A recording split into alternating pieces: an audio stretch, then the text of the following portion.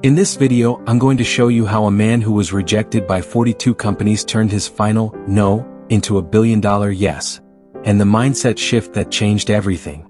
Ethan was the kind of man who believed in big ideas. He wanted to build something that made people's lives easier. But every investor, every mentor, every friend said the same thing. It'll never work. By the time rejection number 42 came, he was sleeping in his car, eating once a day, and wondering if maybe they were right. He remembers that night vividly. Rain pouring, clothes soaked, staring at his cracked laptop screen, watching an error message appear for the 100th time. He whispered, "Maybe I'm just not built for this." But then something unexpected happened. He got a message, not from an investor, but from a single mother who had stumbled upon his prototype online. She said, "Your app helped me spend more time with my kids." That one message changed everything. He realized he wasn't building for investors. He was building for people like her. So he doubled down. No office, no funding, just belief and borrowed Wi-Fi.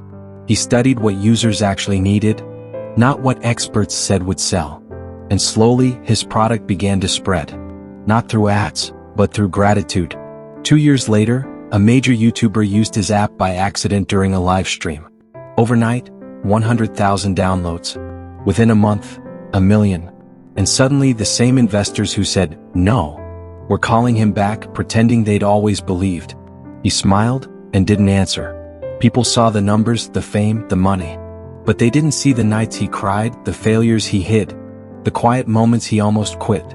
They didn't see the truth. That success isn't built on talent, it's built on resilience. He learned that rejection isn't a wall, it's a mirror, showing you whether your purpose is real enough to keep fighting for. Today, Ethan's company employs over 300 people. But when he's asked what changed his life, he doesn't mention luck or money. He says, "The day I stopped chasing approval was the day I found alignment." Because sometimes it's not the world rejecting you, it's God redirecting you. So if you're facing rejection right now, don't rush to fit in. You were never meant to. Because every no that broke you was really building the version of you that can't be broken.